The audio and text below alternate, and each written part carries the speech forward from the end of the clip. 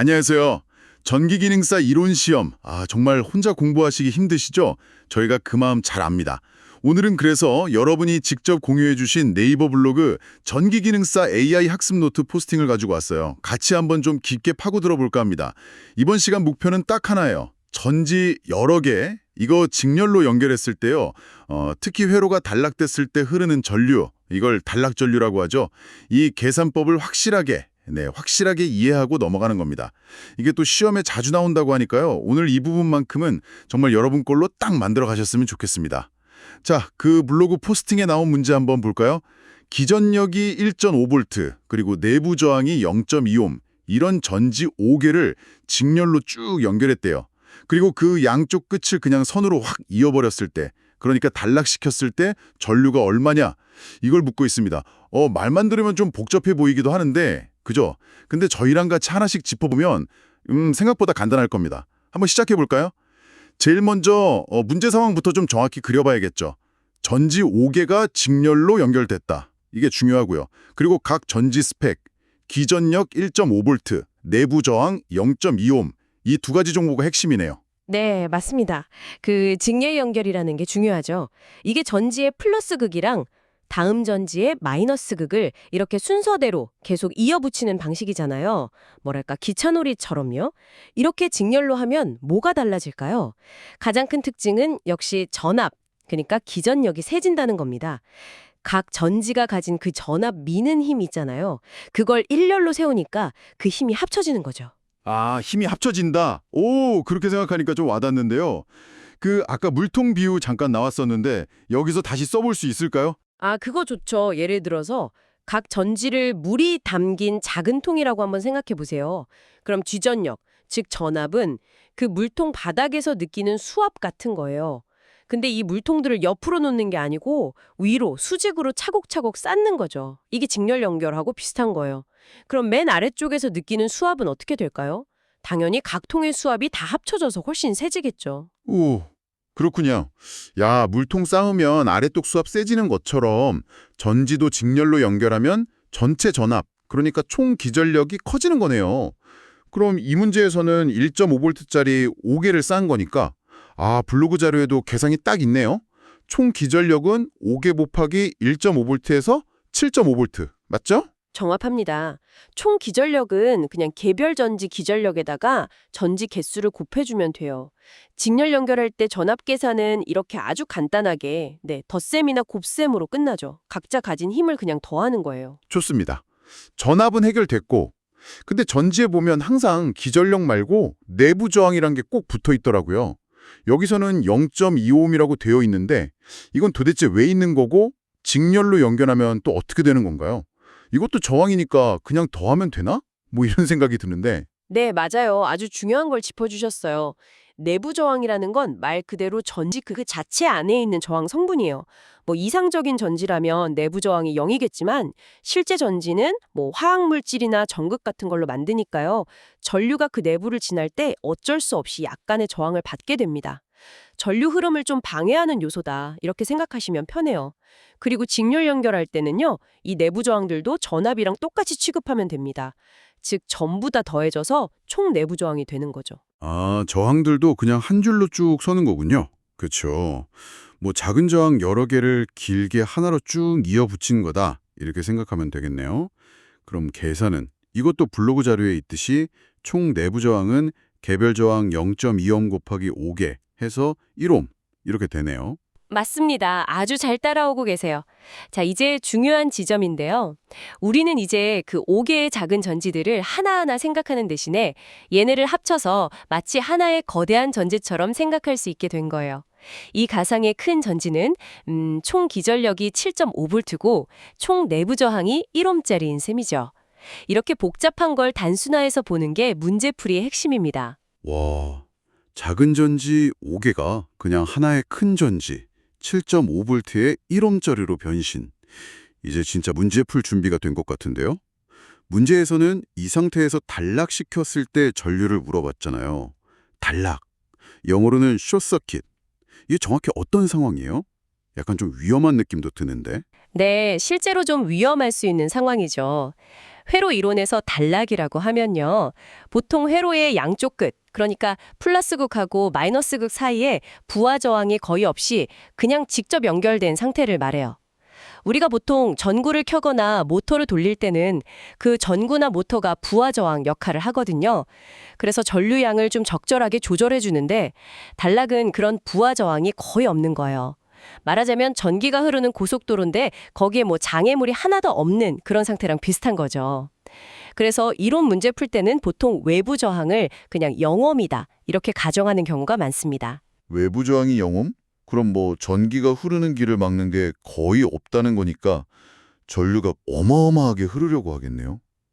이때 흐르는 이 전류를 특별히 단락 전류라고 부르는 거고, 이걸 왜 굳이 계산하는 거죠? 정확해요. 평소에는 그 부하 저항이 전류를 제한해 주잖아요. 근데 단락이 되면 그 제한이 없어져 버리는 거예요. 그럼 전류를 제한하는 게 뭐만 남을까요? 바로 전지 안에 원래 붙어 있던 그 총 내부 저항 뿐인 거죠. 그래서 전류는 이 총 내부 저항 값에 의해서만 딱 제한을 받게 되고 이론상으로는 그 회로에서 흐를 수 있는 최대 전류 값이 되는 겁니다. 이거 계산하는 이유는 여러 가지가 있는데 가장 중요한 건 역시 안전 때문이에요. 회로에 최대로 흐를 수 있는 전류가 얼마인지 알아야 거기에 맞는 뭐 차단기나 퓨즈 용량을 정할 수 있고요. 전선 굵기 같은 것도 결정해서 과열이나 화재 같은 걸 막을 수 있거든요.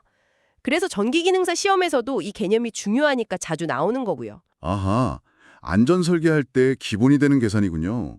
이게 그냥 시험 문제 풀려고 외우는 공식이 아니고 실제 현장이랑 바로 연결되는 진짜 중요한 개념이었네요.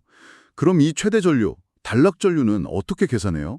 아, 여기서 이제 그 유명한 뭐 전기 이론의 신장이라고도 하죠.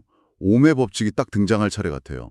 블로그 자료에도 ohm의 법칙에 따라 단락 전류 I 꼴 전압 V, 저항 R 이렇게 딱 나와 있네요. 네, 드디어 나왔습니다. ohm의 법칙. 정말 전기 공부하면 지겹도록 만나죠. 전류 I는 전압 V에 비례하고 저항 R에는 반비례한다. 아주 간단하면서도 정말 강력한 법칙입니다. 자, 이 문제의 단락 상황에 ohm의 법칙을 한번 적용해 보죠. 우리가 구하려는 게 단락 전류 I잖아요. 이건 회로 전체의 전압을 회로 전체의 저항으로 나눈 값이거든요. 여기서 회로 전체 전압은 뭘까요? 아까 그 5개 전지 합쳐서 만든 가상의 큰 전지. 그 전압이니까 총 기전력 7.5V 맞죠? 네, 맞습니다. 그럼 회로 전체의 저항은 뭘까요? 이게 중요해요. 단락 상태라는 걸 기억하셔야 돼요. 단락 상태. 아까 외부 저항은 0이라고 했으니까 회로의 전체 저항은 결국 아까 계산했던 총 내부 저항 1옴 이것만 남는 거군요.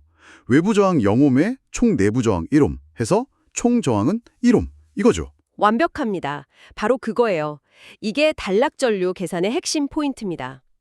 단락 시에는 외부 부하 저항이 없으니까 회로의 총 저항은 오직 전지들의 총 내부 저항 값하고 같아진다. 이거죠. 자, 이제 모든 조각이 다 맞춰졌습니다. ohm의 법칙에 필요한 전압값, 저항값 다 구했으니 단락 전류 계산할 수 있겠네요. 좋아요.